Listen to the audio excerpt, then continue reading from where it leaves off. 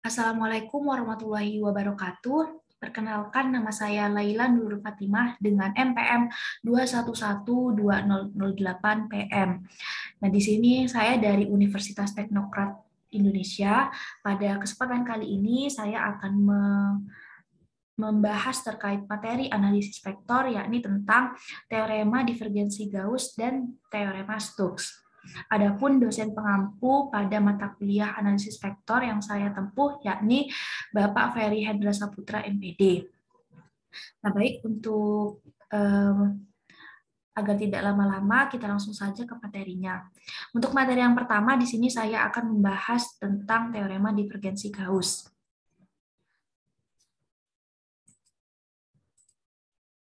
Nah, sebelum masuk ke teorema divergensi Gauss, kita perhatikan gambar berikut ini. Nah, di sini terdapat ruang dimensi 3, yang mana di ruang dimensi 3 ini terdapat suatu benda padat. Nah, ini kita misalkan benda ini kita misalkan sebagai benda S, yang mana benda S di sini ini merupakan sebuah benda solid atau sebuah benda padat yang terdapat pada ruang dimensi 3, yang mana benda S ini merupakan benda padat terbatas dan tertutup dalam ruang dimensi 3 yang sepenuhnya ditutupi oleh permukaan ds. Nah, di sini ds di sini berarti adalah batas dari benda S ini. Nah, di sini juga ada simbol N. Nah, N di sini menyatakan suatu vektor normal, yang mana vektor normal ini arahnya tegak lurus terhadap permukaan dan ke arah luar. Jadi di sini vektor N di sini nih tegak lurus terhadap ini setiap permukaan pada S, dan ini tegak lurusnya ke arah luar. Nah, selanjutnya apa sih itu teorema divergensi Gauss dan kaitannya dengan gambar 12 ini.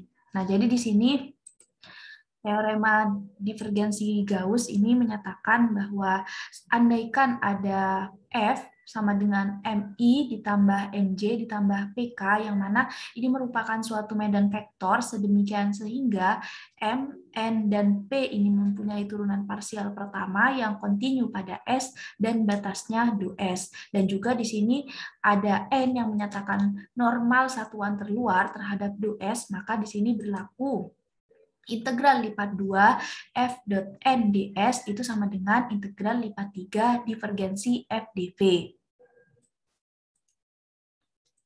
Nah, di sini maksudnya adalah bahwasanya integral lipat 2 ini kan kita kenal sebagai integral permukaan. Nah, jadi di sini integral permukaan dari sebuah vektor f yang mengelilingi sebuah permukaan tertutup itu sama dengan integral divergensi f dalam volume yang diselubungi oleh permukaan tersebut. Nah, jadi di sini maksudnya bahwasanya kalau kita mau mencari integral permukaan atau integral permukaan dari suatu vektor f, nah maka di sini kita dapat mencarinya dengan cara mencari integral lipat 3 atau integral volume dari divergensi pada vektor tersebut. Nah, untuk lebih jelasnya kita langsung ke contoh soal.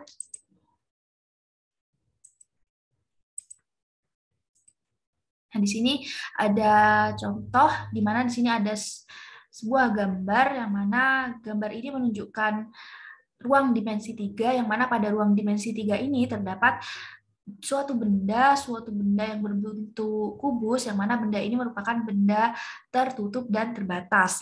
Nah, di sini kita disuruh mencari atau menghitung nilai dari integral lipat 2 atau integral permukaan f dot nds, yang mana f di sini 2x dikurangi zi ditambah x kuadrat yj dikurangi x z kuadrat k.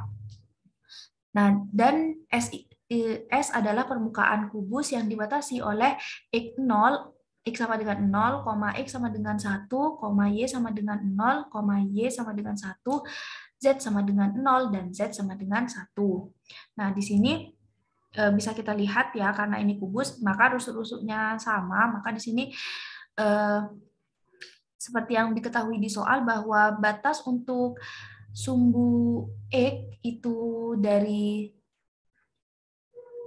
sebelumnya mohon maaf ini terdapat kesalahan pada gambar. Di sini untuk daerah yang menjorok ke sini ini merupakan daerah bersumbu X, merupakan sumbu X, dan di sini yang ada di sini merupakan sumbu Y, dan yang di sini merupakan sumbu Z. Nah, jadi di sini sebagaimana diketahui di soal, maka untuk X-nya yaitu dari 0 hingga 1, Y-nya dari 0 hingga 1, dan Z-nya yaitu dari 0 hingga 1. Nah, lalu bagaimanakah cara penyelesaiannya? Nah, berdasarkan dari teorema divergensi Gauss tadi, maka di sini kita bisa mencari integral lipat 2 atau integral permukaan dari f dot nds itu dengan cara mencari integral volume dari f tersebut. Nah, di sini kita bisa gunakan formula ini, maka di sini kita tinggal, untuk penyelesaiannya kita tinggal mencari di integral lipat 3 dari divergensi f. Nah, di sini sebagaimana yang telah dipelajari sebelumnya, bahwa divergensi itu merupakan operasi divergensi itu merupakan operasi perkalian dot dari suatu vektor. Maka di sini bisa kita ubah penulisannya menjadi integral lipat 3s nabla dot f dv. Nah, lalu itu sama dengan kita masukkan formula dari nabla dot f atau divergensi, yaitu do per do X I ditambah do per do YJ ditambah do per do ZK didotkan dengan suatu vektor F tadi, yaitu 2X min ZI ditambah X kuadrat YJ dikurangi X Z kuadrat K dV. Nah, di sini karena ini merupakan perkalian dot, maka kita kalikan sesuai dengan komponen-komponennya. Nah, di sini komponen I kita kalikan dengan komponen I. Ini kita kalikan dengan komponen I, lalu di sini komponen J kita kalikan dengan komponen J, dan selanjutnya yaitu komponen K kita kalikan dengan komponen K. Maka kita dapatkan ini. Kita dapatkan hasil ini, lalu kita turunkan do 2xz kita turunkan terhadap X, maka menghasilkan 2X kita turunkan terhadap X, maka hasilnya adalah 2. Sementara negatif Z kita turunkan terhadap X karena tidak memuat variabel X, maka hasilnya adalah 0. Maka turunan dari 2X dikurangi Z terhadap X adalah 2. Selanjutnya yaitu turunan X kuadrat Y terhadap Y. Kita dapatkan turunannya yaitu X kuadrat. Dan yang terakhir yaitu turunan dari negatif X Z kuadrat kita turunkan terhadap Z, kita peroleh negatif 2Z atau bisa kita tuliskan negatif 2XZ. Nah, di sini kita integralkan.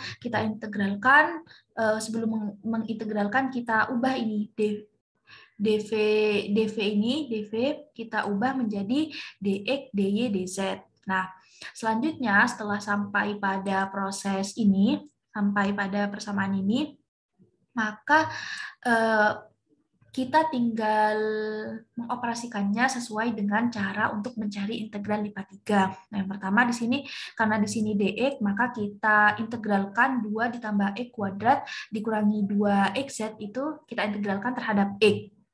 Kita integralkan terhadap x, maka kita peroleh hasilnya 2x ditambah x pangkat 3 per 3 dikurangi x kuadrat z. Nah, lalu karena ini batas X-nya 0 hingga 1, maka kita substitusikan batasnya. Lalu di sini kita peroleh hasilnya yaitu setelah kita substitusikan batas X, maka hasilnya 7 per 3 dikurangi Z. Nah, selanjutnya di sini dy, maka kita integralkan 7 per 3 dikurangi Z ini, kita integralkan terhadap Y. kita peroleh hasilnya yaitu 7/3Y dikurangi ZY. Lalu kita masukkan batasnya yaitu 0 hingga 1. Kita substitusikan, kita peroleh hasilnya yaitu 7/3 dikurangi Z. 7/3 dikurangi Z, ini kita integralkan lagi terhadap Z. Kita integralkan terhadap Z, maka kita peroleh hasilnya yaitu 7/3Z dikurangi setengah Z kuadrat.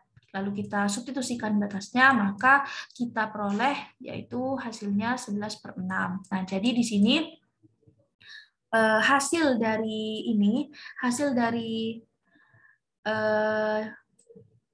integral permukaan atau integral lipat 2 dari fnds pada vektor 2x dikurangi zi ditambah x kuadrat yj dikurangi x z kuadrat k itu hasilnya adalah 11/6.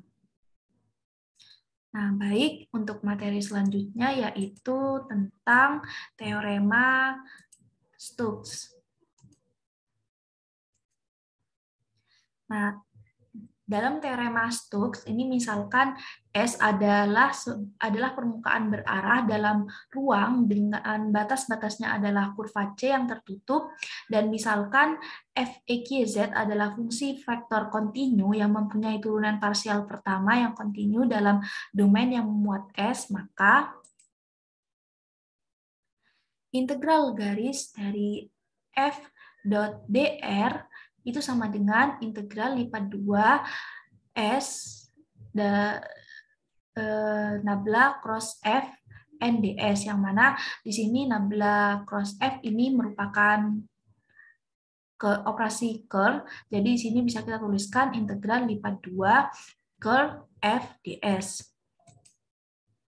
Nah, dari persamaan ini, dari rumus ini, nah ini menunjukkan bahwasannya integral garis dari sebuah vektor yang mengelilingi sebuah vektor f di sini dari rumus ini menunjukkan bahwasannya integral garis dari sebuah vektor yang mengelilingi sebuah vektor yang mana sebuah vektor ini dikelilingi oleh sebuah kurva tertutup sederhana C, itu sama dengan integral permukaan dari curl F melalui sembarang permukaan S dengan C sebagai batasnya. Jadi di sini maksudnya apa? Jadi di sini intinya bahwasannya untuk teorema Stokes ini menyatakan bahwasannya integral, apabila kita disuruh mencari nilai dari integral garis dari suatu vektor, maka kita bisa mencarinya dengan cara mencari nilai dari integral lipat 2 dari curl F. Nah, di mana di sini integral garis FDR itu nilainya sama dengan integral lipat 2 S curl F ds.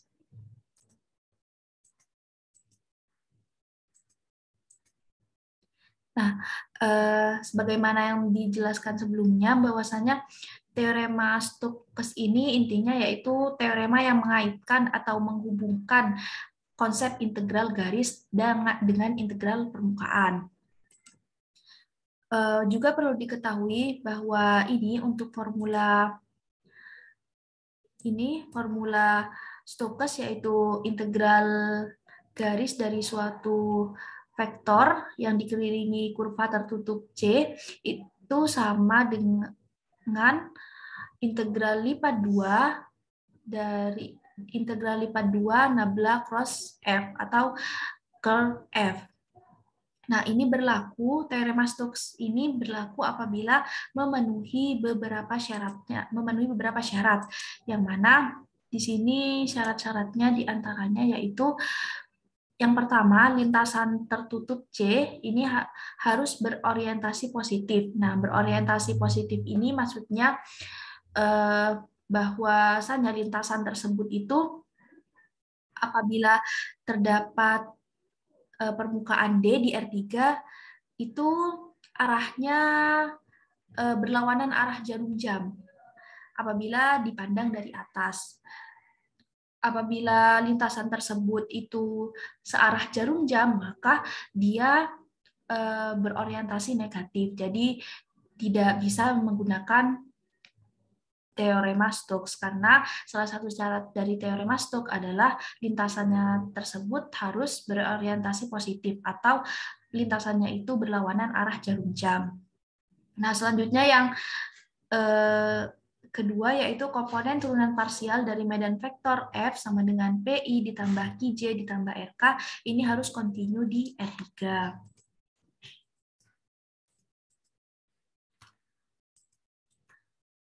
Nah, untuk yang berikutnya yaitu kita masuk ke contoh soal. Di sini kita disuruh menentukan integral garis dari FDR di mana f x y z itu sama dengan negatif y kuadrat i ditambah xj ditambah z kuadrat k.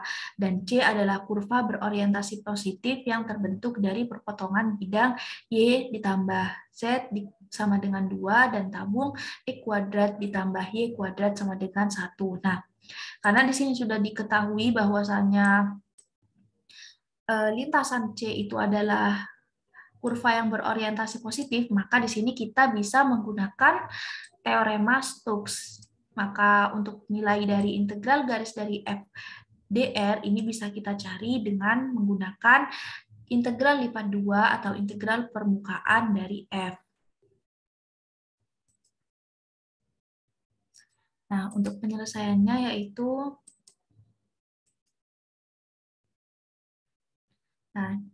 ini kan karena kita bisa mencari dengan integral lipat 2 curl F, maka kita langkah pertama untuk mencari integral garis dari FDR itu yakni kita menentukan dulu curl dari F, yang mana untuk formula dari curl F itu yakni seperti ini. IJK do per do X dikurangi IJI do per do E negatif Y kuadrat J do per do Y X K do per do Z Z kuadrat. Nah, di sini kita mencari curl F. Yang mana di sini curl F-nya yaitu dengan menggunakan cara untuk mencari determinan, maka kita peroleh curl F itu sama dengan do per do Y, X, do per do Z, Z kuadrat, I, lalu ini, dan seterusnya. Nah, di sini kita, sebagaimana kita cari determinan, kita kalikan silang, yaitu do per do Y, kita kalikan Z kuadrat, kita dapatkan do Z kuadrat per do Y, lalu dikurangi do per do Z dikali kita dapatkan do X per do Z, dan seterusnya. Ini lalu di sini kita turunkan masing-masing komponen. Di sini do Z kuadrat kita turunkan terhadap Y, maka karena ini tidak memuat variabel Y, maka turunannya adalah 0. Begitu pula yang ini do X per do Z, itu karena X itu tidak memuat Z, maka di sini turunannya juga 0. Nah, ini juga turunan Z kuadrat terhadap X 0, turunan dari negatif Y kuadrat terhadap Z juga 0. Lalu di sini do X, turunan X, do X diturunkan terhadap X, maka menghasilkan 1, dikurangi turunan negatif Y kuadrat terhadap Y, itu yakni negatif 2Y, maka di sini kita peroleh 1 ditambah 2Y K. Jadi hasil dari curl F itu kita dapatkan 1 ditambah 2YK.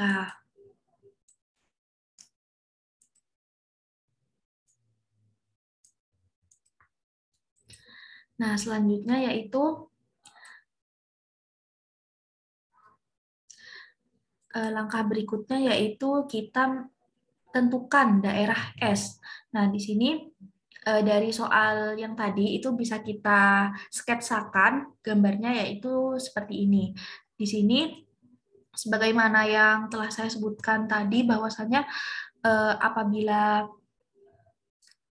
teorema Stokes ini memenuhi apabila lintasan C itu berorientasi positif. Berorientasi positif itu maksudnya bagaimana? Yaitu berlawanan arah jarum jam. Sebagaimana kita lihat di sini, ini kan arahnya ke sini.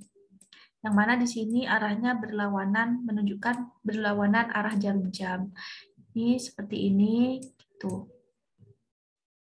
Karena berlawanan arah jarum jam, maka berlakulah teorema Stokes.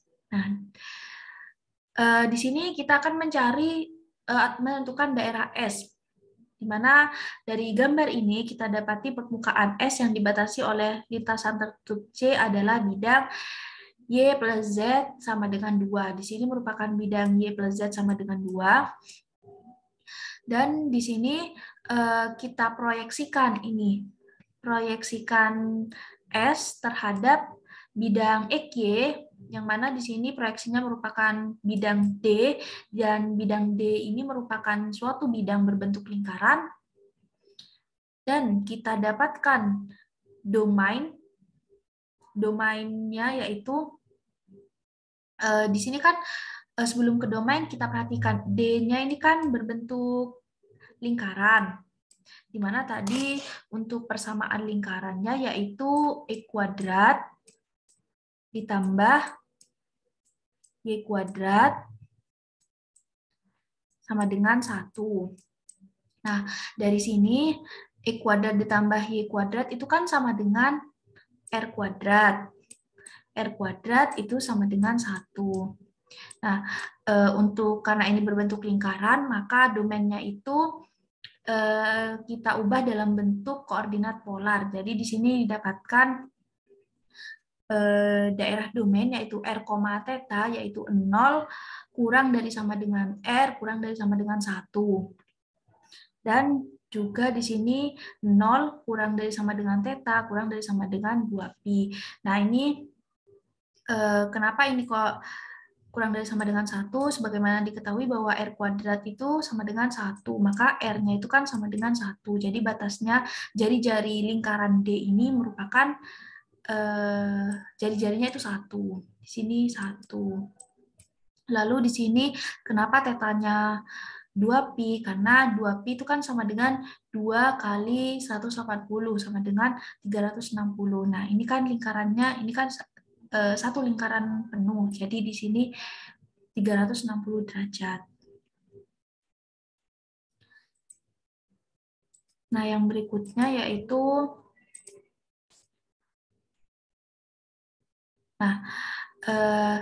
dari persamaan bidang ini, bidang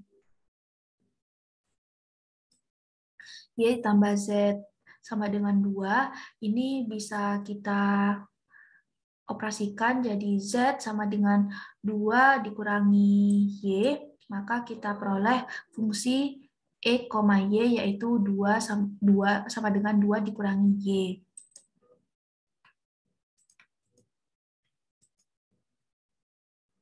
Nah, setelah kita sudah menentukan daerah S, maka langkah yang berikutnya tinggal kita operasikan saja. Dari yang awal tadi kita kan sudah peroleh nilai curl F yaitu 0,0,1 ditambah 2Y. Nah, ini maksudnya apa? Kan tadi didapatkan bahwa untuk nilai I-nya kan itu sama dengan 0. Ini merupakan nilai I. Terus ini merupakan nilai J dan ini merupakan nilai K. Jadi di sini diperoleh 0I, 0J, dan 1 ditambah 2YK. Lalu di sini juga diperoleh bahwa Z sama dengan FXY itu sama dengan 2 dikurangi Y. Maka karena ini berlaku teorema Stokes, maka untuk mencari integral garis dari FDR itu kita tinggal cari integral permukaan curl FDS. Yang mana di sini bisa kita substitusikan dari menjadi negatif P do per do X dikurangi Q do per do Y ditambah R. Nah, di sini kenapa kok negatif P. Kembali lagi kita ke soal yang awal. Di sana kan diketahui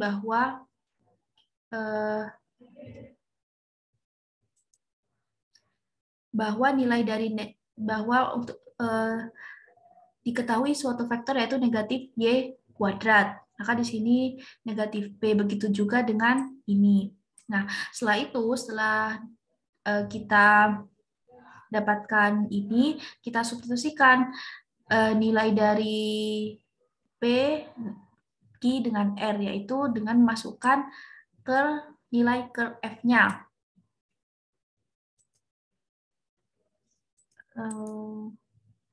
Untuk lebih jelasnya kita ke slide ini.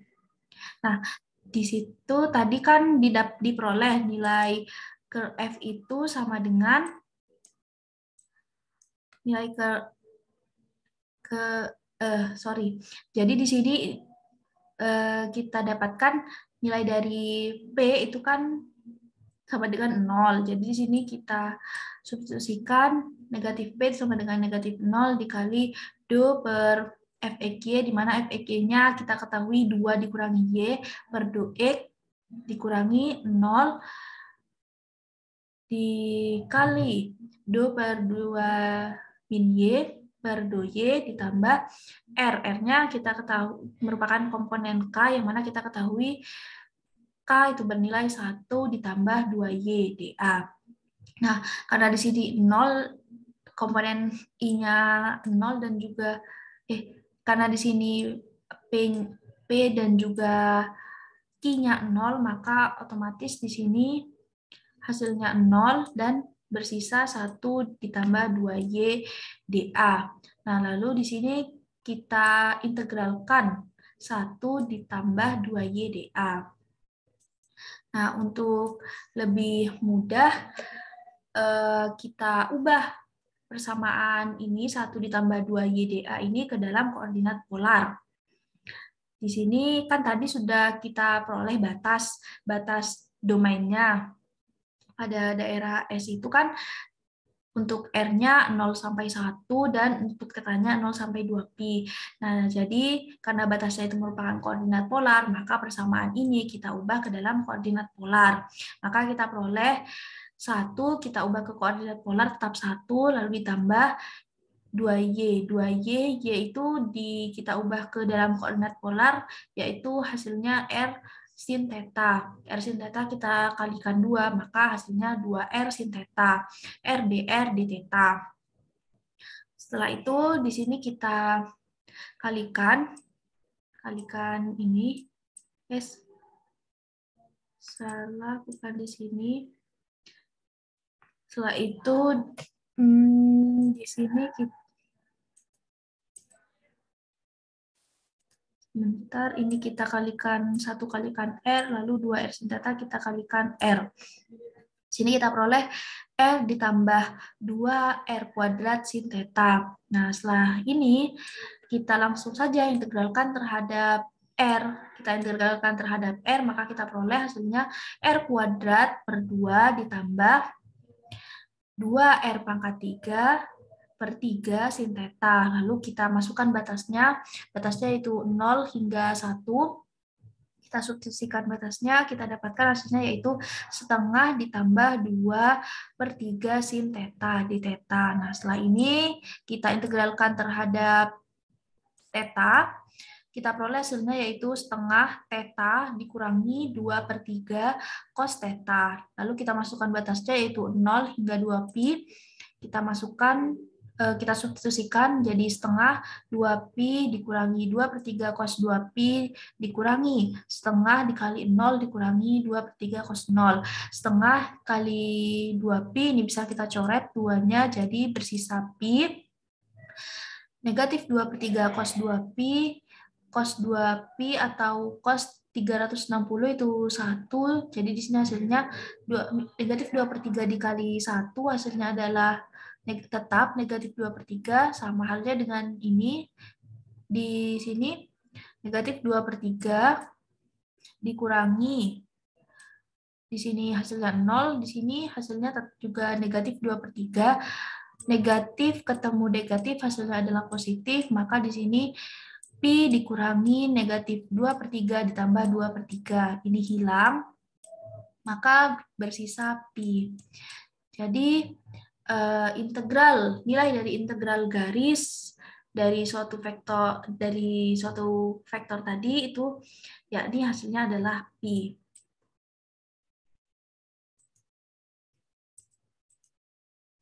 Nah, baik, mungkin cukup sekian yang dapat saya sampaikan terkait materi analisis vektor tentang teorema divergensi Gauss dan juga teorema Stokes.